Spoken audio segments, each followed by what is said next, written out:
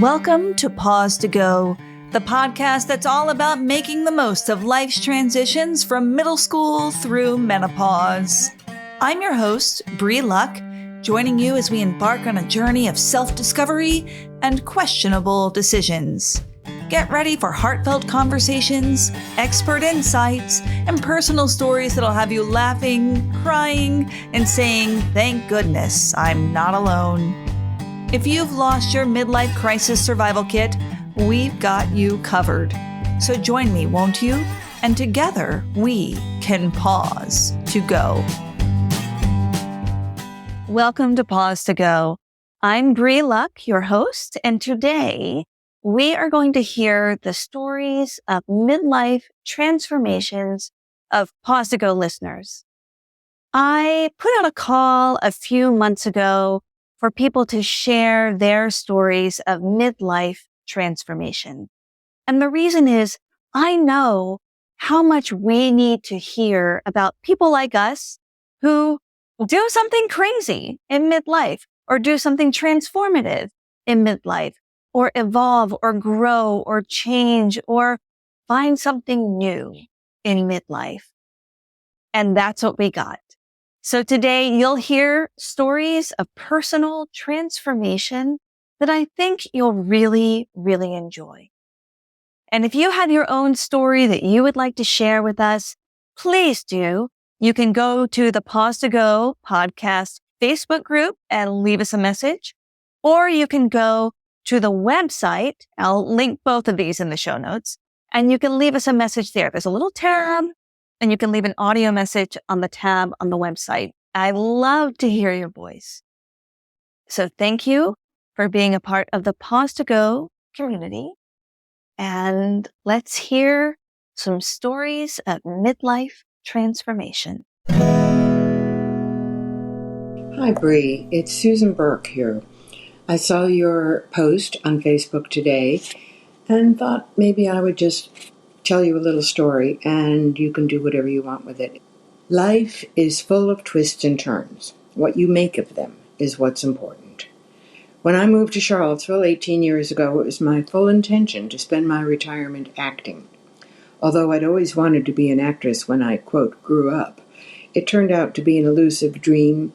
A steady paycheck became more important than pounding the pavement in New York City. So I compromised. I was in advertising during the day and acted in off Broadway theaters at night. But eventually, work became more than an 8-hour day. Acting became less frequent until it disappeared altogether. Jump ahead to retirement. Now, I thought, I can spend as much time as I want on the stage. And at first, all went well. I performed in 7 plays over the course of 3 years. But then the world literally tilted. It was difficult for me to maintain my balance. Years of searching for a diagnosis finally resulted in learning that I have vestibular malfunction and cerebellar ataxia. Now that's a mouthful. Basically, it's a progressive neurological condition with no cure. But on a scale of 1 to 10, it's not all that bad. I just have to walk carefully. But walking on and off the stage in the dark, no less, is definitely an impossibility. At the same time as this life-changing realization, I lost the man in my life. So I bit the bullet and went to a therapist. She was lovely and remarked that I seemed to be very good at using my brain to assess my situation, but perhaps not as capable of feeling my emotions with my heart. Not sure of how to accomplish that, I began writing poetry, then mini memoirs of my life, and printed them up for my family and friends. I became engrossed in writing, which led to taking classes to learn how to do it well. That led me to writing my first novel, The Witness, a murder mystery, courtroom drama, and story about reincarnation, all rolled up into one. That book took 4 years to complete and was published when I was 78. The next one, The Traveler, only took 1 year. It's about a kidnapping, a courtroom trial, and out-of-body and near-death experiences. Both have been published on Amazon. Now, at 80, I'm nearly finished with the third mind-out-of-body book, The Message, which is about after-death communication. My health condition necessitated a major detour in my life. However, I have found more joy, satisfaction, and delight in writing than I would have ever found otherwise. In addition, I've learned a tremendous amount about spiritualism and the possibility of an afterlife. That's not something I'd ever given any credence to before, but now, after 6 years of research, it's difficult to deny that there may be something to it after all. Opening up the door to that possibility has resulted in profound changes in how I see the world. If I may say so, I've become a slightly better person, more interested in how I can help others while I'm here. Currently, I'm spending time with senior citizens, helping them to experiment with writing. They seem to be enjoying it, as do I. I love that Susan found a way to move through challenges using her creativity to really make deeper discoveries. So inspirational. Next up is Matthew, who made friends with his shadow self in midlife. Here's Matthew. Hello, my name is Matthew Reynolds, and I'm a culture creator. And I'd like to share what midlife transformation really solidified my authenticity in the world, and that is becoming friends with my shadow. Shadow to me is something that was created out of the indoctrinations by the status quo and dominant culture that was always feeding me these lies and half-truths about how I should be in the world, who I should be in the world, how I should react and respond to other people in the world. And a lot of times it fed on the idea of self-worth being negative, that I'm not worthy of this, that I'm coming from a place of scarcity or coming from a place of unknowing that my truth and my authenticity was worthy of being in existence in this world.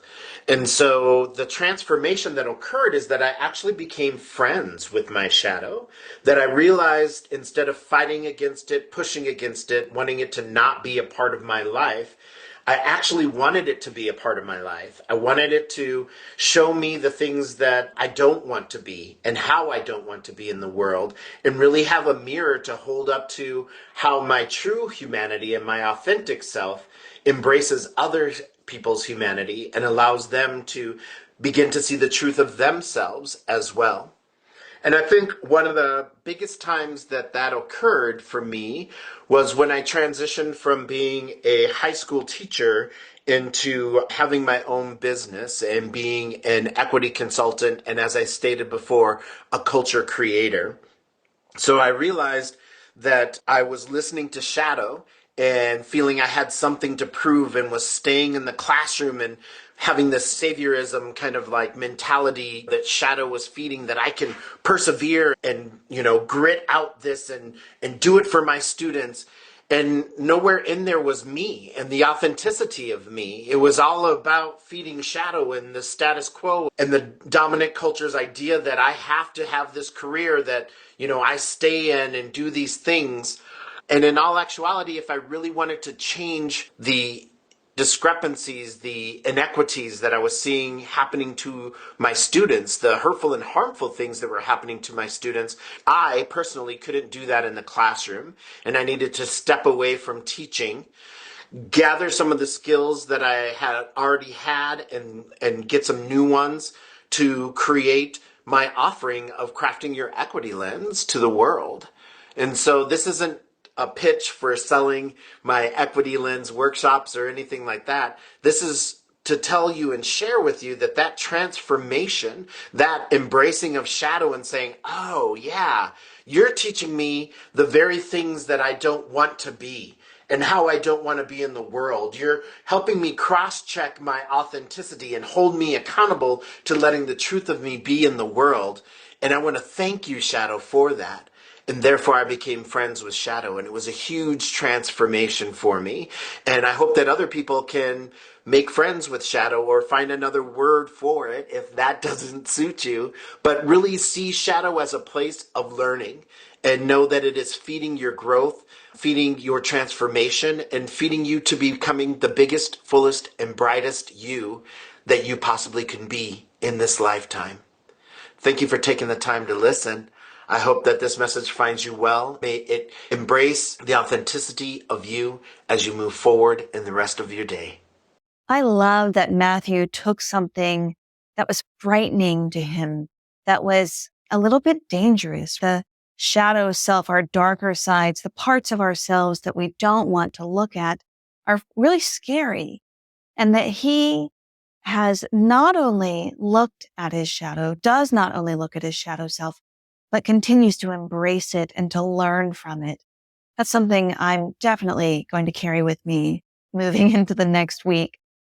I also love stories of people really remembering something that they wanted to do and leaning into it, just like this story of Anna Ma, who remembered an old dream and went for it. Oh, hi, my name is Anna Ma. My midlife journey is kind of weird for most people.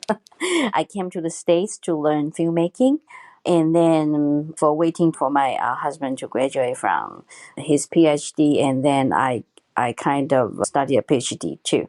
But, I would I was already like, after I got my first Master of Fine Art degree, and I went back to Taiwan, I was already 33. So I came back here, and then because we got broke up something to, about, about a long distance. And then I came back to the States and kind of suddenly decide to pursue a PhD because of waiting for him.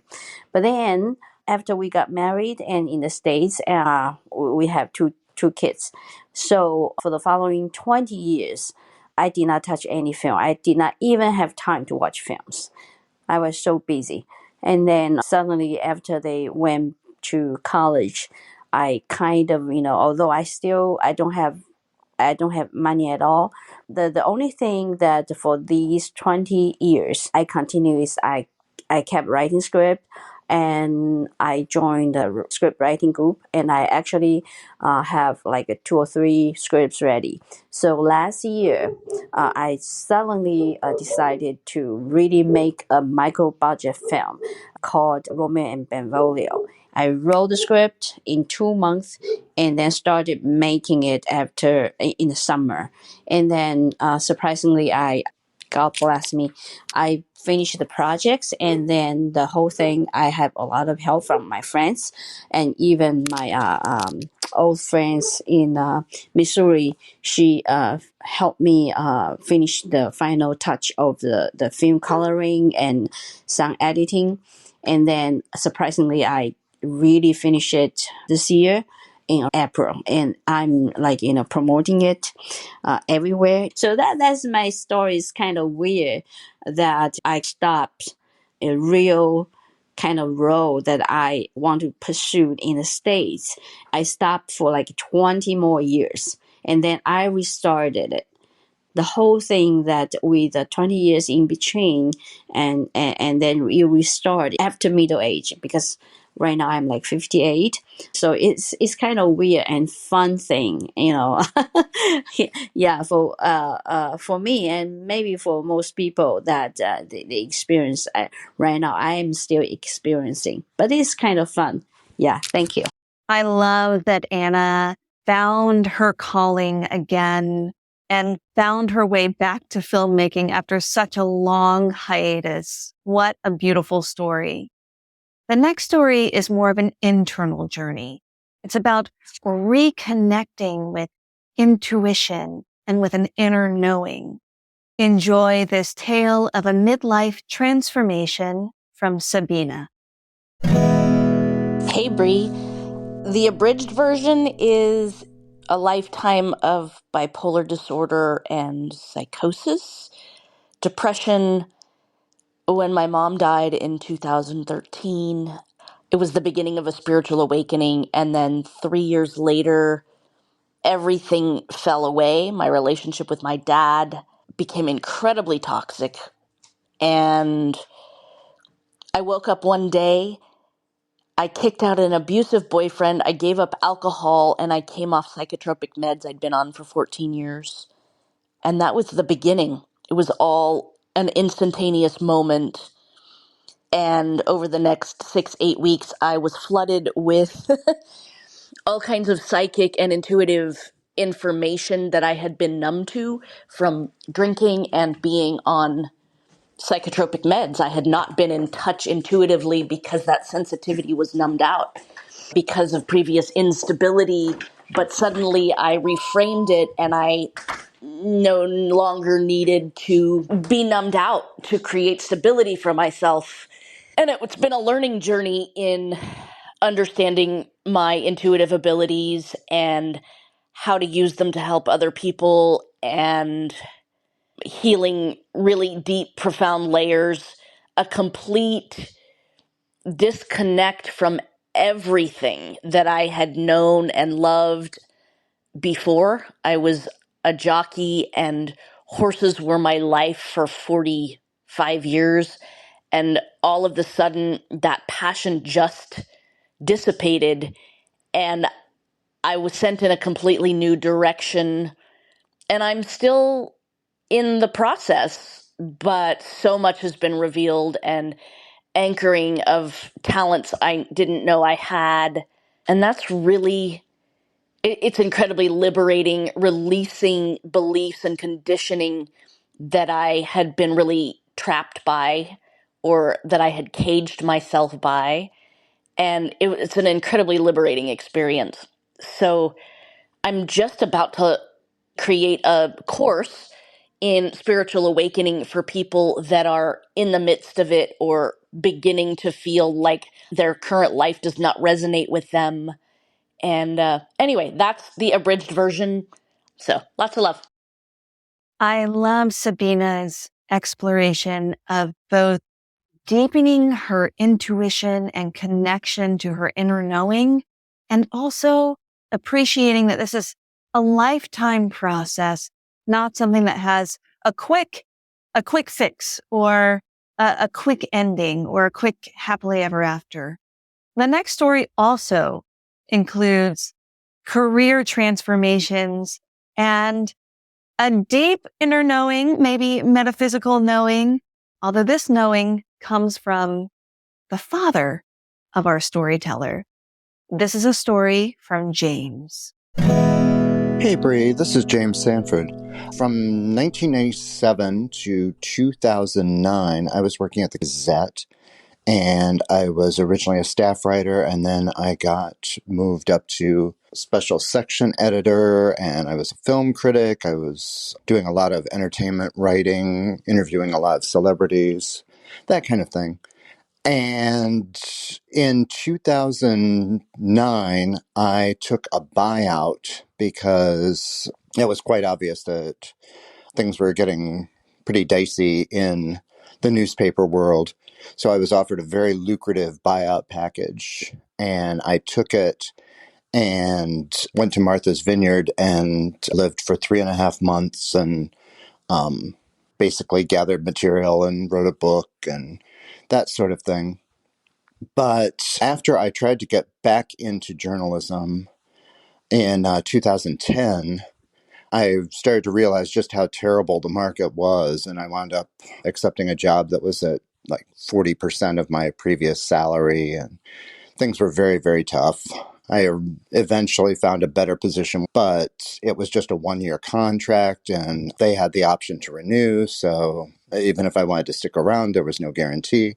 So I was really in a predicament, and I didn't know exactly what I was going to do. And I was extremely fortunate. After I was searching around for a while, I was approached by a guy from Alamo Drafthouse. They were about to open in Kalamazoo, close to where I lived.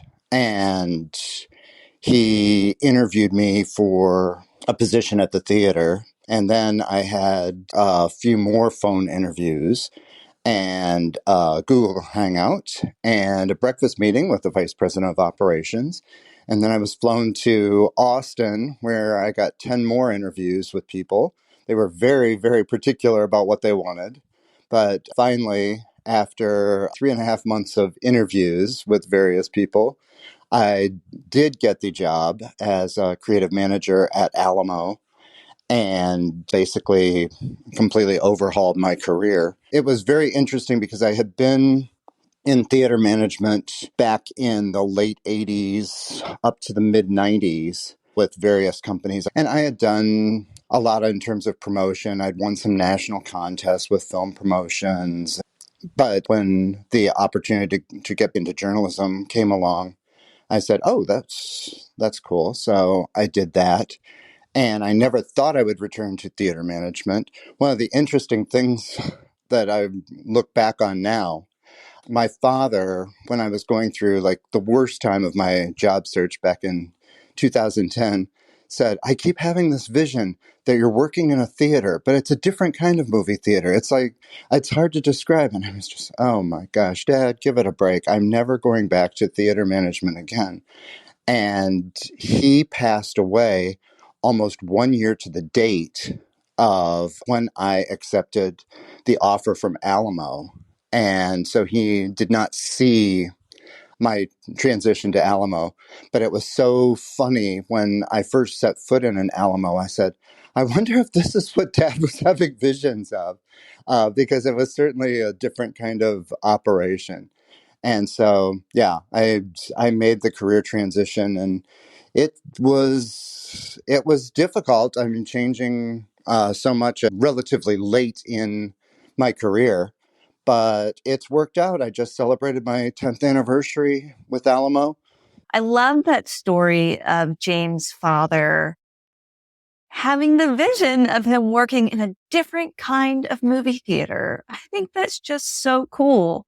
Also, for those of you who are in Charlottesville, you can find James at Live Arts. He's in Kinky Boots right now for the next couple of weeks. So go check it out if you can get tickets. He does both movie theaters and stage theaters. Next up is my cousin Betsy. And Betsy is just wonderful at helping us reframe some of the negative narratives around aging. I think you'll really enjoy what she has to say about moving into the next phase of life. Hey, Bree, it's your cousin Betsy. I'm really intrigued by your recent social media posts about midlife and midlife crises, and I've been peripherally following them for a few weeks now. But I don't see aging as a crisis. I see it as an opportunity, especially for women. As I stand with my back to my youthful days, I only see freedom ahead of me. Freedom to start a new path when I retire, freedom to follow my soul mission and life purpose of mindful living, freedom to live comfortably without needing to work my ass off to make a buck, freedom to sleep in every morning if I want to. There's a whole lot of freedom with becoming an aging woman that we don't think about. Our kids are independent, so we have more freedom to enjoy our lives, whether single or partnered up. Many of us live healthier lives, so we have more freedom to just pick up and go skiing for the weekend or biking with friends. I mean, I didn't even start cycling until I was 55 years old, and now it's one of my greatest joys. Of course, there are downsides: high blood pressure or cholesterol, heart disease, breast cancer, osteoporosis can affect lots of women over 40. So it's extra important to stay on top of our health. When I say to people that I'm 61, they don't believe me. Most times I don't even believe it myself. I'm 61 years old? That's impossible, because I believe it's how you live your life that determines your age. When you're younger, you stack the blocks, you create a foundation for a life. You work hard, you raise your families, you do everything you're supposed to, but you can only see the blocks that you're laying on top of each other. But when you get older, you've already built that cathedral. You've climbed to the top of it, and now all you can see are possibilities. Right now, at this moment, I'm seeing the life I've been envisioning and manifesting. I'm standing at the cusp of greatness, and I got to tell you, I'm so excited. I have a year and a half before I can retire from teaching, and then my life becomes my own. Believe it when you hear a life begins at 50, because for empowered women who've laid the groundwork, it absolutely does. Thanks for asking our opinion. I'm really happy to give you mine. Love you. Betsy is such a badass, taking up cycling at age 55. I can't wait to find what I'm going to do at 55, but I know this, I'm going to call Betsy when I hit my first roadblock because she really knows the way through.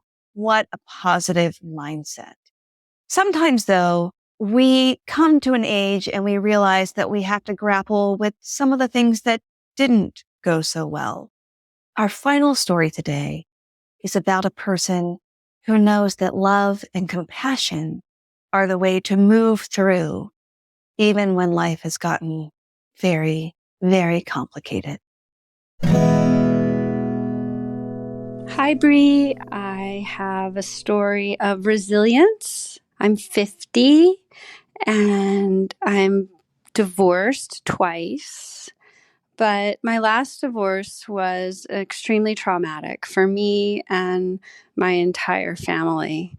And I guess my story is the other side, the story in the light instead of the darkness, and how I feel and know in my soul that the more sadness you feel, if you can just keep going on, if you can keep connecting with yourself and loved ones around you, and tending yourself and loved ones around you, and looking for the little things in life every day that make you feel good inside, you can get to the other side.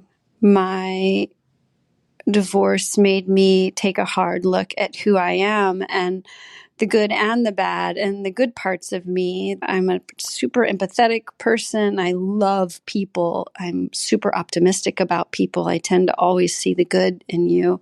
And if I can't find the good, I'm immediately looking for why the bad is there.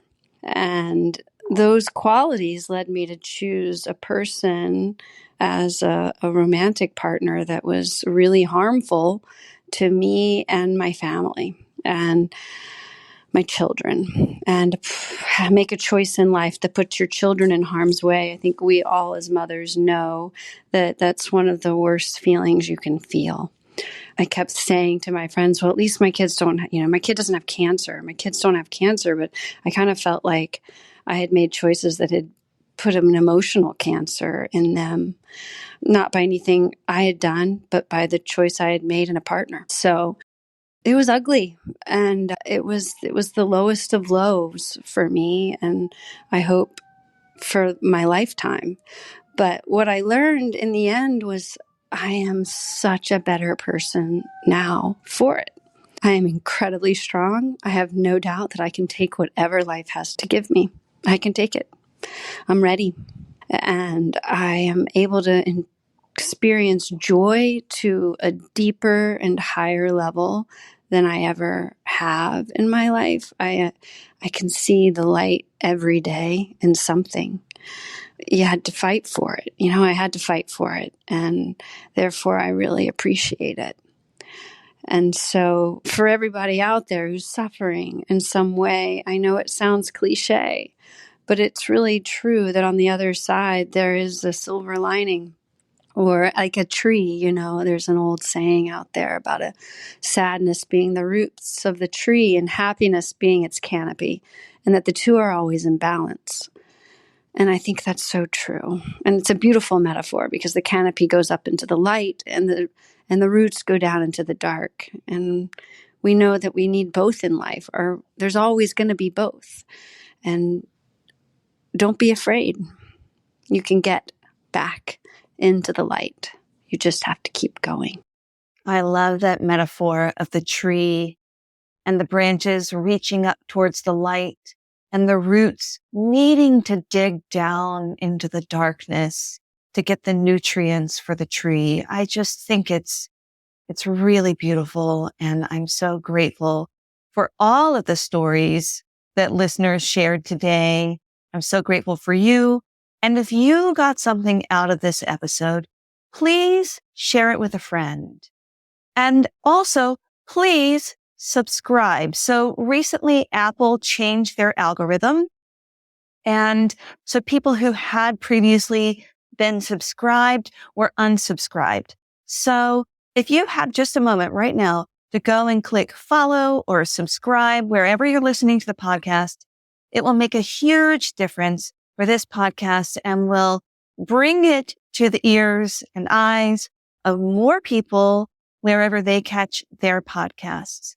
Thank you so much for pausing to go with me today, and I'll see you next week. Thank you for listening to the Pause to Go podcast. Special thanks to Codebase Co-working and WTJU Radio for their support. This has been an Awkward Sage production.